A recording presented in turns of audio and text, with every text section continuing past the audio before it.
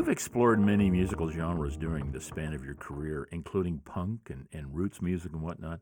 How did that shape the musician you are today?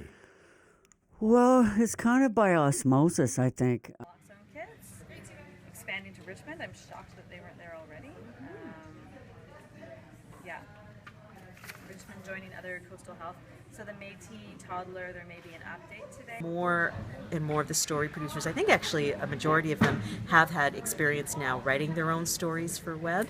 It's not something they can do each and every time, but especially for special stories and projects, we do have them usually, you know what, you're the one who's closest to the story, you know it really well, you should turn around the digital story on that. The idea of digital first, I think it's taken a while to kind of understand what that really means in a newsroom, but I feel like we're closer there than we've ever been before, and I feel like we really are hitting our stride in terms of doing that, and I think it's been really beneficial to readers, our viewers, and our listeners. Okay, take care. Bye.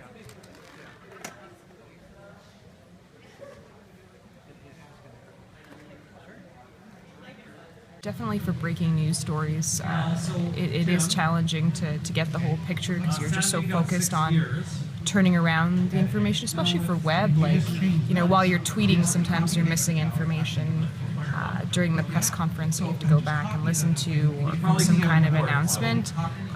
Definitely, but that's why I think the web and radio work well together, because you can always go back and listen to your tape and then write up a more sort of full web story. But yeah, it's definitely challenging. You know, we go where the audience is, and now the audience is on digital as well, so it's just another place for us to put our content. It's another way for radio content to live longer than just in the moment. But its impact on the actual radio and what you hear on the radio is nothing. In terms of reporters themselves, are there as many radio reporters as there used to be? Of course not, because there isn't someone who's just a radio reporter anymore. But I think the trick for everybody running the newsrooms is to figure out the best workflow to have as much content and high quality content as possible.